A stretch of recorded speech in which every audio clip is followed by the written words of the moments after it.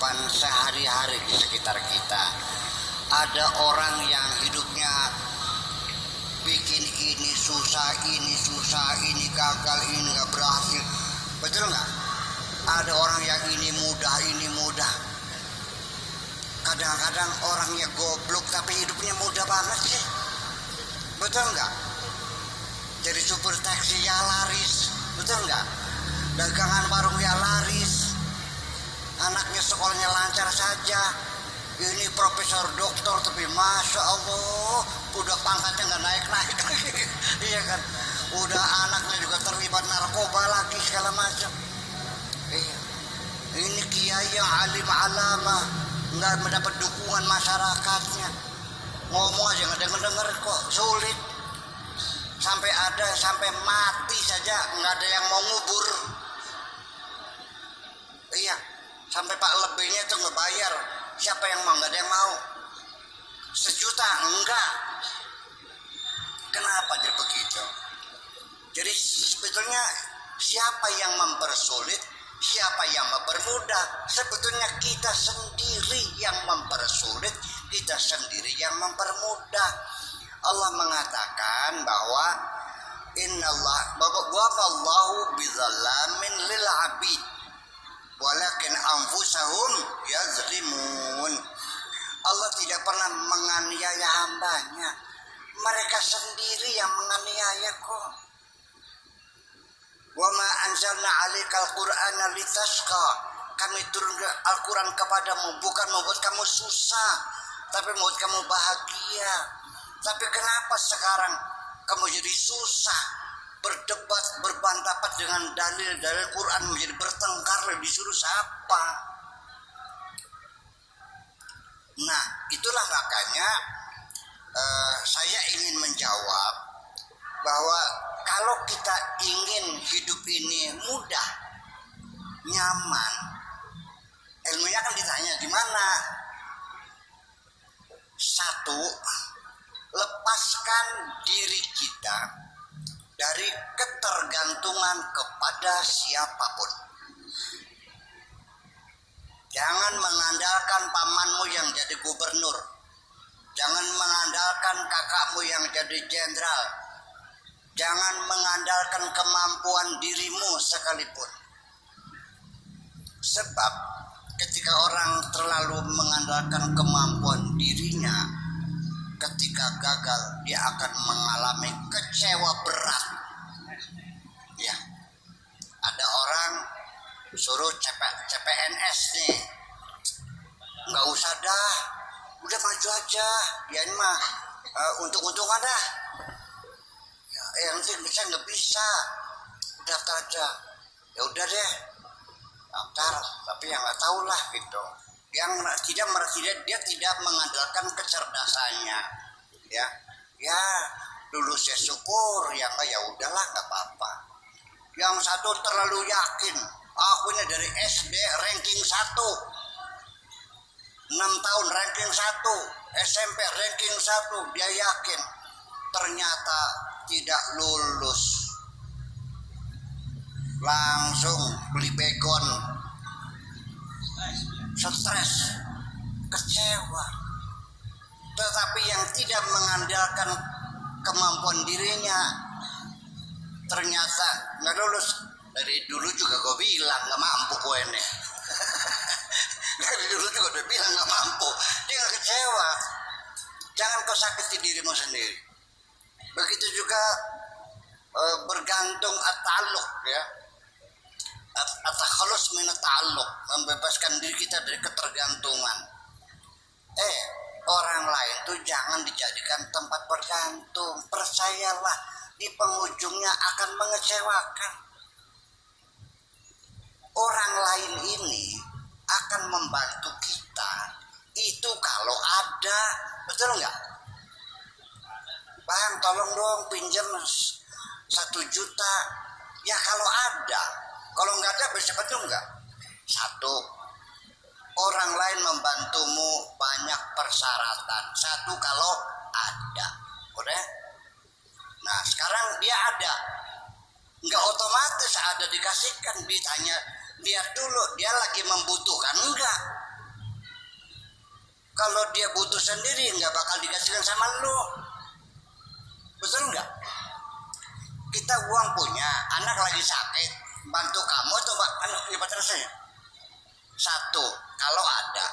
Yang kedua, kalau dia nggak butuh, udah duitnya ada, dia nggak butuh, belum tentu dikasihkan. Kalau dia percaya,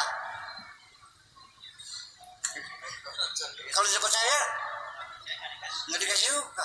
Ada 3 lapis yang Anda tembus semuanya itu. Ada, tidak butuh, dan percaya. Tidak semudah itu. Dan setiap orang membantumu, jangan berharap lillahi ta'ala. Jarang orang bekerja memberi membantu lillahi ta'ala kecuali rijalullah, kecuali ulama solihun. Solihun juga solihun, bukan fuqaha ya. Al ulama ar-rubbaniyun yang bisa begitu tuh. Ya, jangan kira setiap kita memberi sesuatu ada terbetik pikiran kita. Saya mau nanya dulu nih, bapak-bapak pernah berbuat baik enggak? Pernah? Masih ingat enggak? Ya gitu, hebat dong.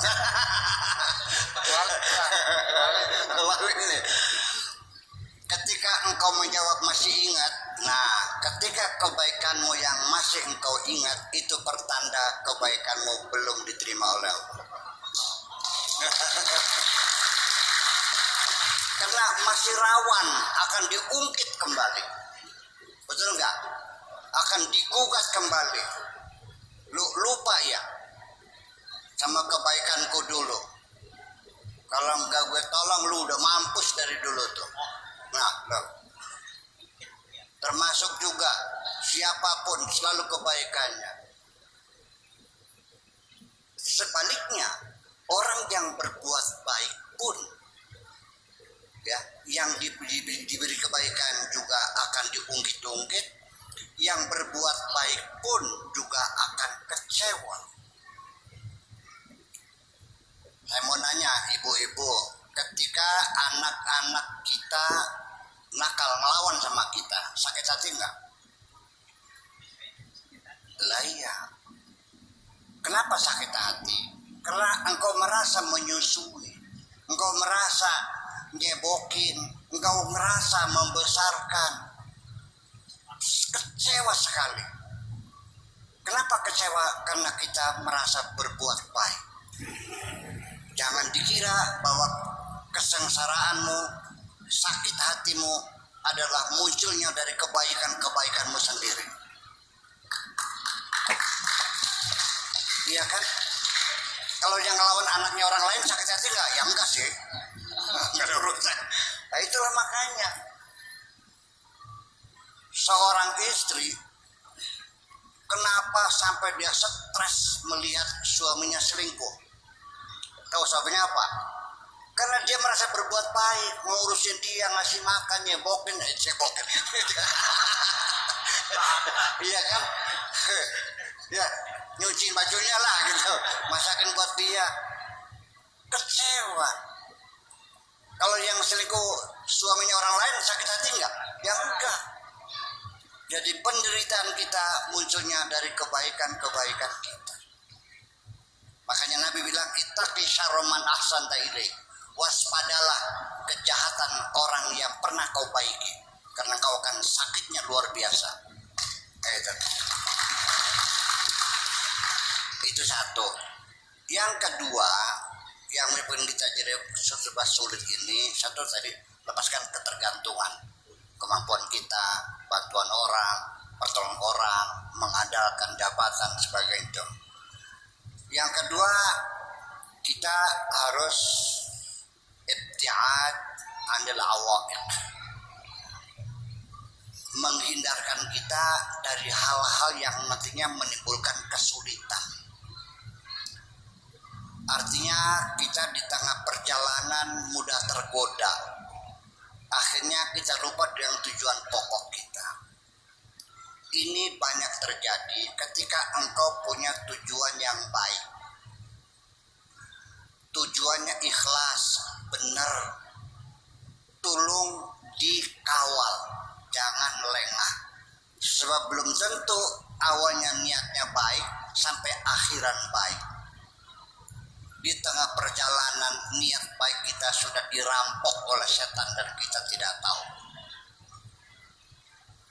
Awalnya dulu bikin pesantren, betul. Tanahnya diwakafkan, betul. Ngajinya gak minta bayaran, betul. Tetapi setelah santrinya puluhan ribu melihat uang miliaran, mulai goyang dia. Sampai hataman Qurannya 2 juta kali 400 berapa tuh? Pantas setiap tahun beli sawah. Lah beli mobil lagi. Kadang-kadang kita tidak sadar niat baik kita ini sudah berubah, tapi kita beranggapan masih seperti dulu. Padahal kita sudah tersesat. Saya mau cerita, mungkin sudah berulang-ulang, tapi saya ceritakan lagi. Di bulan puasa menjelang Lebaran, saya pengen bikin kacang gawil yang digoreng tuh, kering tuh. Saya suruh santri saya beli kacang. Saya kasih uang buat transportnya, nggak mau. Dikasih mobil, suruh mobil nggak mau. Dikasih uang buat beli tajilan di situ, dia nggak mau. Berangkat sendiri, biaya sendiri. Kacangnya bagus, susuknya utuh. Hebat enggak? Hebat. Ini santri saya yang ikhlas berkhidmat sama kiainya. Setelah Lebaran dia nanya lagi, Pak Kiai mau beli kacang lagi enggak? Saya jadi mikir nih, ada santri penasaran, akhirnya saya beli sendiri. Ternyata yang dagangnya cantik jelita. Dia nggak sadar dulu, iya dia khidmat, tapi yang ini dia memanfaatkan saya supaya bisa ngobrol dengan cewek cantik. Memangnya ngobrol dengan cewek cantik nggak enak? Kitanya enak loh, gimana lagi?